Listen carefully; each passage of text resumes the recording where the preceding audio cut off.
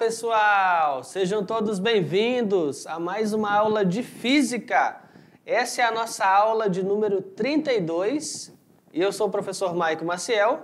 Essa é a nossa aula de número 32 e hoje nós vamos trabalhar o quê? A revisão de recuperação da unidade 2, tá? Então, nessa revisão de recuperação, pessoal, nós vamos ter, dá uma olhada aqui, ó.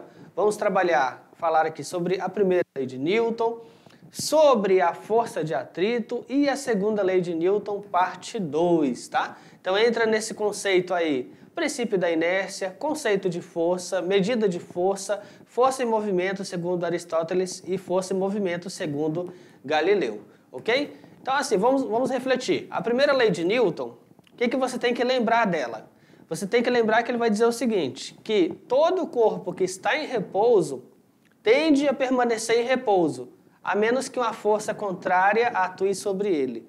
Todo corpo que está em movimento tende a permanecer em movimento, a menos que uma força contrária atue sobre ele. Eu posso pegar esses dois enunciados que eu acabei de falar e resumir numa única coisa. O corpo tende a manter o seu estado de movimento, a menos que uma força contrária atue sobre ele. Então, esse estado de movimento, ele já considera estar ou em repouso ou em movimento. Essa é o quê? A primeira lei de Newton, ou seja, conhecida como a lei da inércia. Tudo bem, pessoal? Vamos lá, manda na tela. Então, a primeira lei de Newton, ela trabalha o quê? Considerando que o corpo ele está sujeito a forças, e aí a resultante das forças pode definir se ele está em repouso ou em movimento, tá? O próprio conceito de força vai ser definido a partir das leis de Newton. A medida de uma força, em homenagem ao Isaac Newton, a unidade da força é o quê? É o próprio Newton, mas aí existe uma relação de conversão que é o quilograma-força. 1 quilograma-força equivale a 9,8 newtons, ok? Força e movimento, segundo Aristóteles, né? Aristóteles, um filósofo, ele vai ter aquele pensamento de que se um corpo começa a se mover, você aplica uma força num corpo que ele vai começar a se mover, na visão de Aristóteles você precisaria estar aplicando uma força contínua nesse corpo. Ah, professor, uma força contínua? Como assim? Uma força aplicada em todo momento.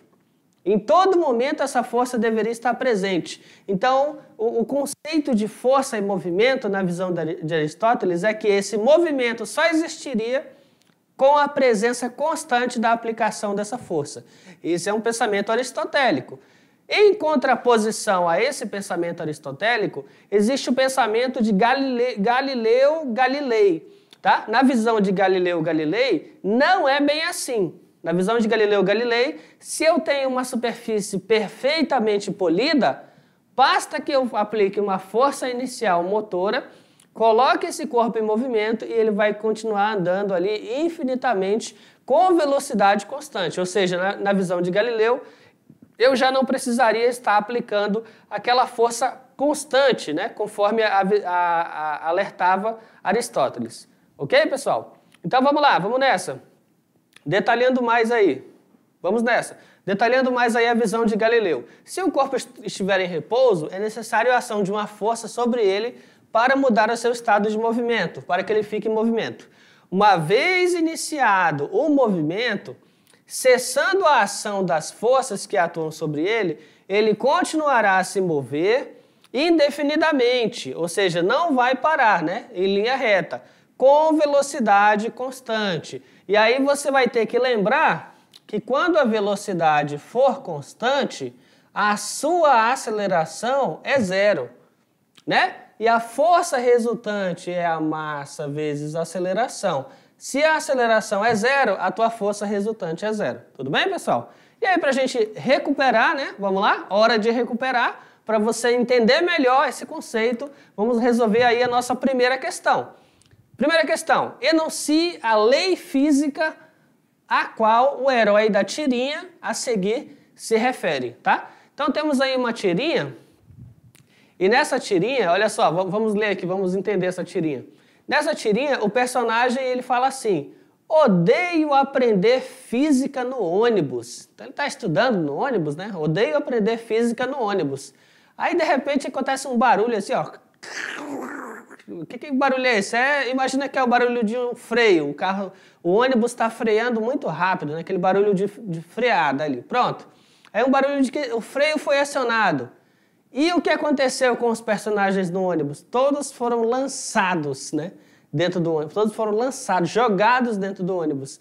Então ele conclui a frase dele aqui, ó. Odeio aprender física no ônibus. Aí quando o motorista dá uma brecada, o que aconteceu aqui, ó? Todos foram lançados, ó, principalmente inércia. Então, qual é a lei física que está envolvida nisso? Vamos lá, pessoal, vamos nessa. E a resposta, é claro, a própria resposta está no comentário que ele o faz, né? Princípio da inércia, também conhecida como primeira lei de Newton. Todo corpo possui uma tendência de manter o seu estado de movimento, a menos que a força externa atue sobre ele. Falamos também aí, a título de revisão, né? A força de atrito, o conceito de atrito estático, né? Força de atrito estático máximo, ok? Então, quando eu falo em atrito, o que a gente vai entender como atrito? A força de atrito vai ser uma força que se opõe ao movimento dos corpos, ou seja, a gente representa ela como Φ. Então, assim, quando você tenta mover um corpo, você vai empurrar um corpo numa superfície, vai empurrar um corpo que está apoiado verticalmente numa superfície, basta que ele esteja em contato com uma superfície e você tenta movê-lo, haverá uma força em sentido contrário à tendência de movimento que você quer aplicar. Essa força, olha só, é a força de atrito, que aqui na física a gente entende como Φ, né? Lembrando que se você tenta mover um corpo e ele ainda não se moveu, a força de atrito que está surgindo ali é atrito estática. Lembra da palavra estática, parada, está em repouso, é uma força de atrito estática. Agora, se você começou a mover um corpo, você já conseguiu arrastá-lo, ele está em movimento, mas ainda está arrastando, mas está em movimento. Aí é força de atrito dinâmico, tá? Então há atrito no repouso e há atrito no próprio movimento, mas aí tem uma classificação, né? Estático e dinâmico. Olha só o que acontece aqui, ó. A força de atrito se opõe à tendência de movimento. Nesse caso aqui, vamos lá. Nesse primeiro caso aqui, eu tenho um corpo que está na horizontal e a força aplicada sobre ele, ó, para a direita. Então, se eu estou empurrando esse corpo para a direita, a força de atrito vai estar para onde? Vai estar, ó, horizontal para a esquerda. Olha ela bem aqui, ó, o Φ. Agora eu tenho um corpo aqui, ó, eu tenho uma superfície que está na vertical. Esse corpo está em contato com essa parede aqui na vertical e uma força aplicada sobre ele, ó, na vertical para baixo. O atrito tem que estar oposto. Lembra disso? Então, se o atrito está oposto, o atrito vai estar onde? Na vertical, ó, para cima. Outra situação, agora mudou. O corpo está em contato com a parede e existe uma força empurrando ele para cima, ó, uma força na vertical para cima. Então, o atrito vai estar para onde? Na vertical para baixo, perfeito? E aí, ainda uma última situação, se eu estou aplicando uma força num corpo na horizontal para a esquerda, a força de atrito vai surgir na horizontal para a direita. Então, assim, a força de atrito, mesma direção, mas sentido contrário, tá? Não esqueça isso. Então, o que é a ideia da força de atrito e a força de atrito máximo?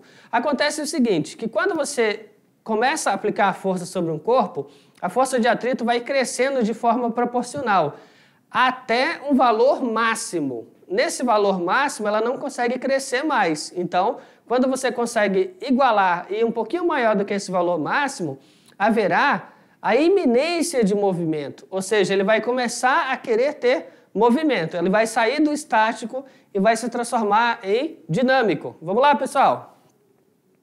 Então tá aí a representação aqui, ó, força, né?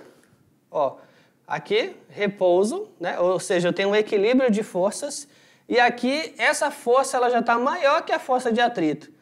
Então eu tenho uma iminência de movimento. Então ela é a força de atrito estático máximo, tá? Então aqui, ó, esse valor limite da força de atrito denomina-se força de atrito máximo, FEM. Quando o valor da força ultrapassa o valor da força de atrito estático máximo, esse bloco começa a se movimentar. Então, você tem o movimento, tá? E nesse caso, pessoal, vamos lá. Mais uma questãozinha, hora de recuperar. Questão 2. Um bloco de borracha de massa 5 kg está em repouso sobre uma superfície plana e horizontal. O gráfico representa como varia a força de atrito sobre o bloco quando sobre ele atua uma força F de intensidade variável paralela à superfície. Aí diz o seguinte, o coeficiente de atrito estático entre a borracha e a superfície será de... Ele quer saber qual é o coeficiente. Então assim, ele dá pra gente aqui um gráfico que na vertical está falando qual é o valor da força de atrito e na horizontal qual é o valor da força aplicada, tá? Perceba por esse gráfico aqui que onde está em vermelho aqui, pessoal, onde está em vermelho é ainda a força de atrito estático. Onde está em azul aqui, ó, essa reta aí horizontal em azul é a força de atrito dinâmico. Então vamos lá, percebemos através do gráfico que a máxima força de atrito estático é de quanto? 15 newtons, tá? Então aqui, ó, esse ponto aqui, ele está dizendo para você que a maior força é de 15 newtons. Então nesse caso, vamos lá, o peso matematicamente é igual a massa vezes a gravidade. O peso, 5 kg, a gravidade, 10 metros por segundo ao quadrado. Multiplicou 5 por 10, obteve o peso, 50 newtons é o peso. Agora vamos lá, como o corpo está na horizontal, o peso é numericamente igual à força normal. Então eu posso dizer que o peso é numericamente igual ao normal. E nesse caso agora eu vou utilizar... a equação da força de atrito. Vamos pegar a canetinha aqui, pronto. A equação da força de atrito. Força de atrito estática máxima vai ser o coeficiente de atrito vezes a normal. Então vamos ter aqui força de atrito estática máxima, que vai ser 15, dividido pela normal, igual ao coeficiente, tá? Substituindo valores, olha só, a força de atrito estática máxima, 15. A normal, 50, né? Dividiu 15 para 50, coeficiente, ó, de atrito estático, 0,3, vai bater aí, ó, com a letra C. Só lembrando que o coeficiente de atrito, ele é adimensional, significa que ele não tem unidade de medida, ele é apenas esse número, tudo bem? Falamos também, pessoal, sobre a segunda lei de Newton, também conhecida como princípio fundamental da dinâmica, né? Força resultante é igual a massa vezes aceleração. Tá lembrando da segunda lei de Newton? Então tá aí, ó, segunda lei de Newton, ela vai dar uma relação, pessoal, de causa e efeito, né? Então ele trabalha uma relação vetorial entre força e aceleração, ok? Essa relação vetorial, ela vai dizer o seguinte, a massa de um objeto, ela pode ser obtida pela divisão da força resultante pela própria aceleração, tá? Então se eu não tiver um referencial ali melhor, dividindo a força resultante pela aceleração é uma forma de você medir ou calcular a massa do objeto, ok? Continuando, a expressão matemática da segunda lei de Newton será essa daqui, ó, tá? Então essa expressão que aparece aqui, ó, força resultante é vetorial, tá? É igual a massa vezes aceleração. Então, toda questão que trabalhar força, aceleração e der massa, já sabe que é o quê? Segunda lei de Newton, tudo bem? Então vamos lá, hora de recuperar, pessoal, vamos para a questão. Questão 3, a resultante das forças que atuam em um corpo, cuja massa é 18 kg, vale quanto? 72 newtons. Qual é o valor da aceleração, né, que este corpo possui? Então veja que é uma questão bem simples, tá? Bem tranquila. Por quê? Porque ele te deu, ó, massa, tá aqui, ó, massa. Ele te deu força resultante. E o que ele está perguntando? O que ele está perguntando? Ele está perguntando a aceleração. Aí qual é a equação que trabalha essas três informações? Segunda lei de Newton, força resultante é igual a massa vezes aceleração. E aí, pessoal, ó, é só eu isolar. A aceleração é a força resultante dividido pela massa. Substituindo, como é que fica? Força resultante, quanto que ele deu? 72 newtons, né? Dividiu por quanto? Cadê a massa? Quanto? 18. 72 dividido para 18, ó, em módulo, a aceleração, 4 metros por segundo ao quadrado, tá? Vamos nessa? Vamos lá, pessoal? Que vai bater com a letra D, tá? Letra D, 4 metros por segundo ao quadrado. Questão 4, pessoal. Um corpo sob a ação de uma força de 10 newtons adquire uma aceleração de meio metro por segundo ao quadrado. E aí, nesse caso, ele já pergunta qual é a massa do corpo, tá? Aí, professor, então vamos lá. Ele deu a força, ele deu a aceleração e está perguntando a massa. Então, novamente, segundo a lei de Newton, força resultante é igual a massa vezes aceleração. Eu vou isolar a massa aqui, ó, fica a massa é igual a força dividido pela aceleração. E nesse caso, massa vai ser quanto? Quanto que é o valor da força? 10. Qual é o valor da aceleração? 0,5, substituiu. E 10 dividido para meio vai dar quanto? 20 quilogramas. Então, 20 quilogramas vai ser a massa do corpo. Tudo bem, pessoal? Então, olha só, vamos refletir aqui. As leis de Newton, elas são 3, tá? 3 leis de Newton. Primeira, segunda, terceira. Primeira lei, lei da inércia, tá? Lei da inércia. Então, lembra daquelas situações no ônibus onde você está em pé no ônibus, aí de repente o motorista começa a acelerar o ônibus e você é jogado para trás. Isso é inércia. Ou então você está em movimento no veículo e ele freia bruscamente, você é jogado para frente. Isso é inércia, certo? Um motoqueiro de repente tem que frear muito rápido, ele sente que vai ser lançado para frente. Isso é inércia.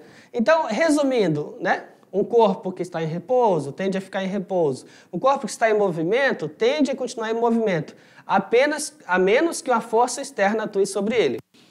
Inércia. Uma coisa interessante, falando em inércia, é que o próprio conceito de massa na física não é igual ao conceito na química, né? Na química, massa é quantidade de matéria, mols, moléculas, e massa na física está atrelada ao conceito de inércia. Então, por exemplo, um corpo que ele tem pouca massa, ele tem baixa inércia. Significa que você consegue mudar o estado de movimento dele com facilidade. Você consegue movê-lo com mais facilidade ou desacelerá-lo com mais facilidade. Agora imagine um corpo massivo, né? Ele vai ter mais inércia, dá mais trabalho para mudar o estado de movimento, seja para movê-lo ou para você frear esse corpo. Tudo bem, pessoal? Então, inércia. Segunda lei de Newton, princípio fundamental da dinâmica. É uma lei muito interessante que trabalha a causa, que é as forças, e o efeito, que é a aceleração. Então, um corpo sujeito a força ou forças, o que ele vai apresentar? Aceleração. Uma relação de causa e efeito. Então, esse é um princípio fundamental da dinâmica. E dinâmica vai ser aquela parte da mecânica que estuda o movimento dos corpos, se preocupando em estudar as suas causas. Então, esse é o objetivo da dinâmica. E a terceira lei, né, a lei da ação e reação, lembra da ação e reação? Você vai ter sempre um par de forças atuando, né? O quê? Na mesma direção e em sentidos contrários, tá? O módulo dessas forças será igual, tá? Mas em sentidos contrários e mesma direção. Então, você só consegue andar graças à terceira lei de Newton, ação e reação. O apoio que você tem ao sentar numa cadeira, encostar numa parede, é graças à ação e reação. Então, essas 3 leis de Newton são fundamentais, pessoal. Então, olha só. Agora, pessoal, tá? Vai ser a avaliação de recuperação. Eu desejo para você uma excelente prova. Faça o seu melhor, tá? E tchau, tchau, pessoal. Até a próxima.